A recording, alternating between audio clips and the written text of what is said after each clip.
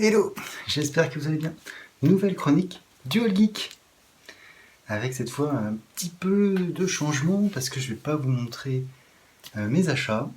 Et non, cette semaine je n'ai pas reçu le comics que j'attendais. Il a été reporté par les éditions Graves Zeppelin, indice, chez vous. Voilà, donc j'espère le recevoir très bientôt. Donc je vais en profiter pour faire un petit point actualité et pas. La grosse actualité, ce n'est pas sur la chaîne, c'est sur la chaîne des podcastors, puisque nous avons prévu, Chronique d'Escobar, Maopush et moi, d'enregistrer un podcast jeudi sur un personnage absolument inconnu du monde des comics. Il n'est absolument pas représenté, voire ultra représenté. Ça sera peut-être d'ailleurs l'occasion d'en discuter. Et pour ce faire, j'ai rempli ma palle. Et donc je vous présente cette palle dédiée à ce personnage. Vous allez voir, il est absolument pas connu. Donc on commence tout de suite avec The Dark Knight. Et oui, puisqu'il s'agit de Batman. Donc j'ai voulu relire ce tome qui fait partie des récits cultes sur le Chevalier Noir. Donc The Dark Knight Returns par Frank Miller. J'ai également pris chez Urban l'anthologie de Batman qui reprend des années 30 jusqu'aux années 2000, voire 2010, les aventures du Chevalier Noir. On enchaîne avec aussi là un récit culte, Batman année 1, qui va être réédité, qui a été réédité de multiples fois par Urban et qui sera dans la prochaine intégrale, il me semble qu'il sort cette année. Donc Batman année 1, Frank Miller, David Mazzucchelli, voilà un récit qui est vraiment culte, qui a vraiment ancré le personnage suite à Crisis on Infinite Earth. On enchaîne avec un duo indissociable pour les meilleurs titres Batman. Je viens parler de Jeff Lubb et Tim Sale avec un nom d'Halloween, mais également Amère Victoire. Amère Victoire que j'avais préféré dans mes souvenirs. Donc ça sera l'occasion de vérifier si, si mes souvenirs sont corrects ou pas. Et enfin, ça ne serait pas fini sans un dernier tome, deux derniers tomes d'ailleurs, le Batman de Marini. Donc une sacrée palle que je me suis constituée pour ce podcast. J'avoue, je suis pas top, parce que au moment où la vidéo va sortir, normalement le podcast sera le lendemain et je pense que je vais un peu peiner pour lire tout ça. Bref, on va voir. Et du coup, comme j'aime me rajouter des choses, j'ai décidé, puisque j'ai revu Star Wars Un Nouvel Espoir récemment, eh bien, de relire ce qui se passe après cet épisode 4, entre l'épisode 4 et l'épisode 5, mais pas la version Marvel, la version Dark Horse, avec la série qui a été faite par Brian Wood à l'époque, que j'avais acheté en édition Hachette. Voilà, donc avec le premier tome, donc c'est le numéro 54. Le deuxième tome, le troisième tome, et enfin le quatrième tome. Voilà. Sachant que, je vais vous les mettre dans l'ordre, à chaque tome, en fait, ça devient de plus en plus petit. C'est assez bizarre. Donc voilà, ça faisait la petite frise là, à l'époque, légende. Et donc, comme vous pouvez le constater, donc entre le premier et le dernier, on a quasiment perdu un tiers. Je sais pas pourquoi. Je me souviens plus. Je crois que ça fait une vingtaine d'épisodes au total. Mais donc voilà. Voilà ma petite palle. On enchaîne maintenant sur la première review. Pour la première review, j'ai décidé de parler justement de ce Batman de Marini, dont j'avais entendu parler, qui donc là sont une version en deux exemplaires et qui est ressorti, il me semble, en version intégrale. Donc format franco-belge, avec une petite introduction de Marini, un peu rigolote pour expliquer comment il est entré dans l'univers de Batman. On a des planches qui sont assez belles, hein, pour ceux qui apprécient le style de Marini. Voilà, on a quand même une ambiance assez sympathique. On a des planches très belles. Je vais essayer de retrouver une planche, voilà, celle-ci qui est peut-être la plus connue. Hein. Voilà, on voit Batman et Gotham. Gotham un petit peu plus sur des tons un peu boueux, un peu marron, pas forcément gris, comme on a peut-être l'habitude de les voir, c'est peut-être un peu plus orangé. Voilà. Alors, Batman, The Dark Prince Charming, donc le prince charmant noir. De quoi ça parle? Très simplement, ça parle de l'enlèvement d'une petite fille par le Joker. Au début, ça je vous spoil rien, c'est les premières pages. Les premières pages, si je vous les remontre, voilà, on peut voir le Joker et la petite fille.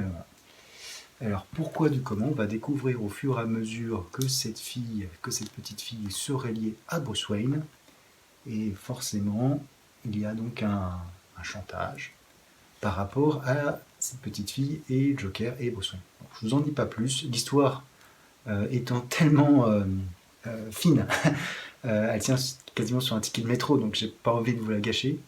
C'est d'ailleurs un peu le reproche que j'ai à faire à cette bande dessinée, c'est que vraiment c'est pas top. Alors Marini, j'ai vu plusieurs bandes dessinées de lui, mais généralement il est accompagné d'un scénariste, notamment Desberg, je crois, sur le Scorpion. J'ai beaucoup aimé le Scorpion, mais là il est tout seul.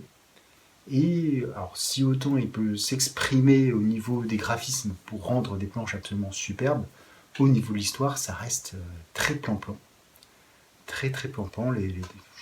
Voilà, il y a assez peu de développement de personnages, des situations qui sont un petit peu rocambolesques pour moi, je n'ai pas trop compris. Apparemment, on peut entrer dans le manoir Wayne sans aucun souci. Voilà. J'étais un peu surpris là-dessus. Des relations entre les personnages qui sont superficielles. De la bagarre. Voilà. Une résolution qui est vraiment pas piqué des hannetons. Et un twist final plutôt moyen. Donc je ressors de ces 2 tomes très mitigé. Alors je comprends la hype qu'il y a eu Marini, dessine Batman. D'ailleurs vous avez vu, les planches sont très belles. Je vous ai pas montré une planche avec véritablement Batman. Je vais essayer de vous retrouver une planche où on peut le voir un petit peu plus que de loin. Est-ce que ça c'est pas mal? Ouais, voilà. Donc là, en fait, les scènes d'action sont pas mal, hein, mais est-ce que ça suffit pour faire un bon comics? Je ne suis pas sûr. Voilà. Bon, petite déception, mais bon, tout, c'est comme ça. On en reparle de toute manière lors du podcast avec les podcasters, ne le manquez pas. Et on passe maintenant à la deuxième review comics. La deuxième review comics qui fait suite à l'envoi par Zuzman Comics d'un comics très particulier. Il s'agit effectivement, j'ai participé lors de son live anniversaire quiz à quelques questions. Bon, il s'avère que j'ai gagné un prix. J'ai gagné un champagne. Et bon, comme j'étais parti, et donc j'ai eu le lot qui restait. Et j'ai eu, attention les mirettes, j'ai eu le premier numéro de la série Youngblood par Rob Liefeld avec cette double couverture. Voilà. Alors, Rob Liefeld, je ne peux pas dire que ce soit forcément un auteur que j'apprécie. Néanmoins, anecdote et fun fact sur Youngblood. Allez, on y va. Donc Youngblood, c'est sorti en France dans les années 95, en 95 surtout. Et du coup, j'ai pas acheté. J'ai pas acheté tout de suite. Moi, j'ai commencé avec Gen 13, comme je vous l'avais déjà expliqué lors d'une vidéo. Mais j'ai donc, au moment où Gen 13 numéro 1 sortait, je me suis intéressé un petit peu à ce qui existait d'autre, et j'ai pu acheter le numéro 6 de Youngblood, qui était également le dernier numéro, puisque la série a été arrêtée après. Un numéro donc, où je prenais une histoire en cours absolument incompréhensible, et un petit épisode parodique sur Bedrock qui monte un show, et donc globalement il se fait mousser auprès de tous ses compagnons super-héros comme ça, ouais, ça va être le show de l'année, et finalement c'est un show pour enfants où il est ridiculisé, et donc forcément ça se passe mal. Donc j'avais, pour ainsi dire, quand même pas une très bonne expérience de Youngblood. Ça n'a pas l'air top. Ce numéro 6, je crois que je l'ai revendu en broc très longtemps après. Bref, j'aurais peut-être dû le garder pour les archives. Bref. Et donc, je reçois ce comics de Superman. Je me dis, bah, je vais quand même le lire, parce que bon, mine de rien, je vais pas l'exposer chez moi.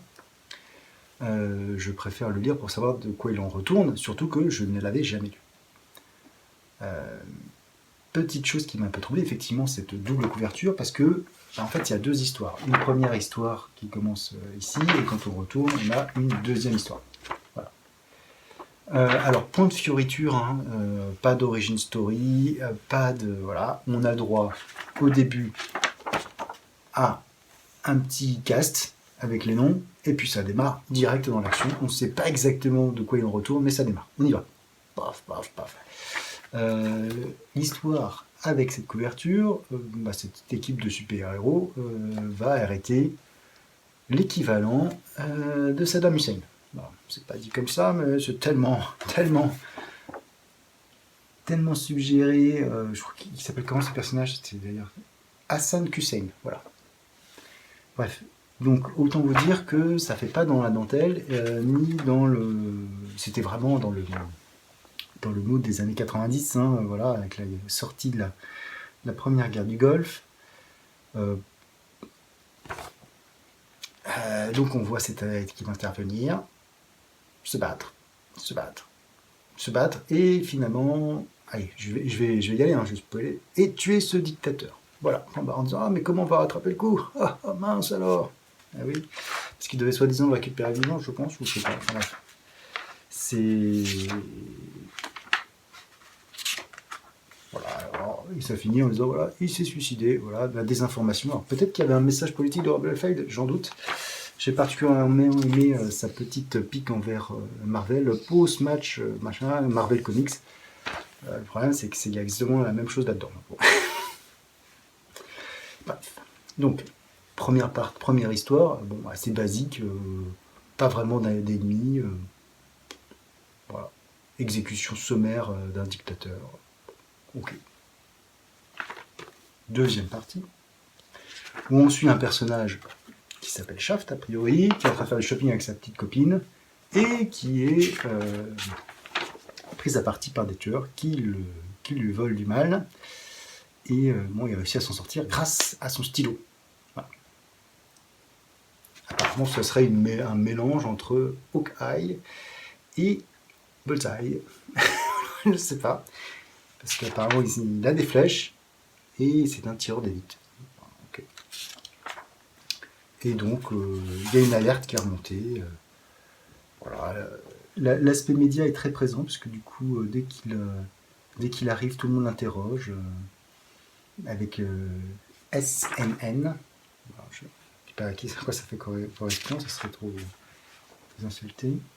Et puis après, on rencontre quelques membres de l'équipe auxquels on ne connaît rien, voilà, qui vont tous se retrouver pour agir, puisqu'il y a eu une évasion, et hop, on finit sur une double page avant la bagarre. Voilà. Donc, autant vous dire que ce premier numéro était un peu particulier. Alors, je ne peux pas enlever à Rob Liefeld son dynamisme sur ses dessins et sa volonté de mettre de l'action et de la vie dans ses dessins. Néanmoins, ça vole vraiment pas très haut. On est, à mon avis, dans le pire des années 90 avec les gros muscles et les flingues. Et le scénario, là, il y a deux histoires où il n'y en a pas trop. Là, à la lecture de ça, je me demande, alors il y avait sûrement plus de hype dans les années 90 quand c'est sorti, mais quel était le cliffhanger pour aller à la fin? On reste vraiment sur quelque chose de très basique avec aucun fil rouge, deux histoires qui font donc une dizaine de pages chacune parce que ça fait voilà. Bon. Bref. Bon, pour le moment les reviews c'est pas top. Hein. J'espère que la troisième va être mieux et on enchaîne avec celle-ci justement. Pour la troisième review, j'ai pris le premier tome de Tales of the Crypt, qui est publié chez Akios, tout à fait, qui est publié chez Akios. Voilà. Moi j'aime bien les petites histoires comme ça. En fait, je trouve que l'exercice avec Tales of the Crypt est vraiment quelque chose d'assez fort, puisque en moins de 10 pages, les auteurs réussissent à poser un cadre, poser une situation et la résoudre de manière plus ou moins macabre. Voilà. C'est le principe de ces petites histoires. Voilà, comme c'est le premier. ça date des années 50, donc le premier numéro avril-mai 1950. On a 24 histoires. C'est quand même vraiment pas mal, hein. Donc ça fait 170 pages ce numéro. Donc on a 24 histoires en noir et blanc, elles sont toutes en noir et blanc, avec globalement souvent des auteurs qui reviennent et qui reviendront par la suite dans d'autres maisons d'édition. Bon, je pense notamment à John Craig, qui fait beaucoup de scénarios, il faisait à la fois les scénarios et les histoires, voilà, ou Ald Fedelstein, voilà, Graham Ingalls, enfin il y a pas mal de monde, mais il y a même du Hollywood, voilà, Hollywood qui a œuvré notamment sur Daredevil avec son changement de costume. Alors, ces histoires sont de fait un petit peu inégales, je vous l'avoue. Je vais passer un bon moment, mais à part une, qui est donc La mort lui allait si bien, qui est vraiment très marrante, je vous la raconterai peut-être un petit peu pour vous. Ça reste des choses assez basiques. On n'est pas encore dans le ton vraiment particulier de ces histoires, où finalement il y a toujours une part très très macabre. Là, on reste finalement dans des histoires où la morale est toujours présente, le méchant est finalement toujours puni, et on tombe sur des schémas où il y a des adultères et autres, et bon, forcément ça crée des tensions et le meurtre. Voilà. Ça reste des histoires somme toute assez classiques, mais on sent que les auteurs étaient encore sur le début et que ça peut monter, et que ça va monter en puissance, pour en avoir d'autres par la suite. Alors, toutes les histoires sont en noir et blanc. Alors, ça peut être un peu troublant, effectivement, sur un style des années 50, hein, mais qui reste globalement très propre. Alors là, on a droit à John Craig. Je vais vous montrer l'histoire. J'espère que je vais la retrouver, parce que du coup, il y a beaucoup d'histoires, c'est un peu compliqué de les retrouver. Voilà. Avec toujours une introduction par le gardien de la crypte, le gardien du caveau, la sorcière, pour expliquer un petit peu ce qui va se passer avant, etc. C'est plutôt pas mal, c'est assez plaisant. En fait, si vous avez aimé l'ambiance des contes de la crypte, donc il y a un mélange entre horreur, un peu bon enfant, il faut dire ce qui est, et humour, ça va forcément fonctionner chez vous. Si ça ne vous parle pas, et si des histoires ont besoin d'être plus développées, n'allez pas vers ces types d'anthologies. Ça ne fonctionnera pas. Alors, je ne vais pas retrouver forcément ce que je veux. Voilà. Ah tiens, mais j'ai retrouvé l'histoire faite par Hollywood. La croisière de la peur. On peut voir son style un petit peu particulier. Et donc, je vais vous parler, si je la retrouve, de cette histoire. Voilà. Je la retrouve, cette histoire qui est sûrement ma préférée. La mort lui allait si bien, je crois que c'est ça. La mort lui allait si bien. Et donc, en fait, qu'est-ce qui se passe? Et donc, très simplement, on voit que deux personnages sont en rivalité amoureuse. Un des personnages qui, donc, ici, hop, qui s'appelle, je ne sais plus comment, Laurence Cabot, et ben, il a perdu, il n'a pas réussi à séduire la fille. Alors, on est tout dans les années 50, hein, donc forcément, les femmes sont représentées comme c'était à l'époque, hein, donc vraiment de manière très très basique. Effectivement, 70 ans après, les histoires peuvent paraître un petit peu limites. Voilà. Pour pas que vous soyez trop incisif dans les commentaires, mais effectivement, voilà, la femme dans ce genre de type d'histoire n'est finalement qu'un prétexte pour arriver à quelque chose ou pour déclencher le drame. Voilà. Et donc, il a perdu, il assiste au mariage, il est vraiment... Voilà, il ressent une haine farouche contre son rival qui a gagné, et donc forcément il va décider de le tuer. Il le tue, fait passer ça pour un accident et autres. Et profitant de l'absence du mari, il va auprès de la veuve essayer de la convaincre de revenir avec lui. Je ne vous en dis pas plus, l'histoire faisant très très peu de pages, je ne vous cacherai pas le twist. Le twist qui est, pour le coup, très bien trouvé. C'était assez bon cette histoire, franchement, si vous la retrouvez, je vous la conseille. Donc il y a plein de petites histoires un petit peu comme ça qui se déroulent. Euh, le, le bourreau qui est désespéré de ne plus pouvoir exécuter des gens et qui va donc se mettre à exécuter lui-même les personnes qu'il juge coupables, parce que c'est la justice. Voilà. Le, la cabine numéro 13 de la croisière, qui n'est jamais utilisée parce que tous ceux qui y vont sont retrouvés morts de peur. Voilà. Qu'est-ce qui s'est passé lors de cette croisière dans cette cabine numéro 13?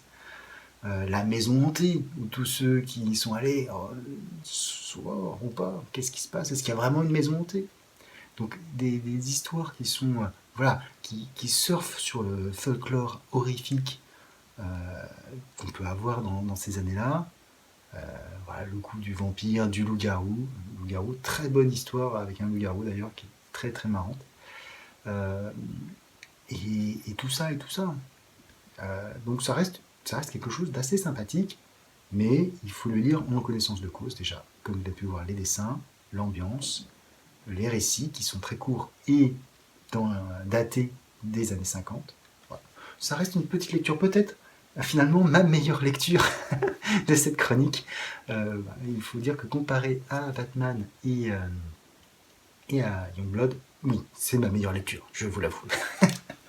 Mais elle vaut vraiment le coup. En tout cas, j'espère que si vous avez l'occasion de jeter un coup d'œil, jetez-y un coup d'œil. Vous pouvez également retrouver, il me semble, la série télé des années 90, qui était assez marrante. Enfin, il faut le prendre au second degré. Ne le prenez pas comme un film d'horreur qui va vous faire peur. Je ne pense pas que c'est pas ça le but. Le but, c'est de, en tout cas pour moi, et avec le recul qu'on a, il y a des histoires qui font beaucoup plus peur que ça maintenant. Là, c'était vraiment voilà, pour à la fois contrer la censure, proposer quelque chose de nouveau, et puis ça a permis à plein de dessinateurs de commencer, même si à cause de Comics Code, ça a été arrêté très très rapidement. Ici Comics a dû mettre les clés sous la porte, en tout cas pour ces histoires d'horreur, très rapidement. Voilà, donc c'est la fin de cette chronique. Si ça vous a aimé, n'hésitez pas à commenter si vous avez lu ces 3 ouvrages, si vous en pensez quelque chose, à liker si vous avez aimé aussi, et à vous abonner pour continuer l'aventure. Sur ce, je vous dis ciao.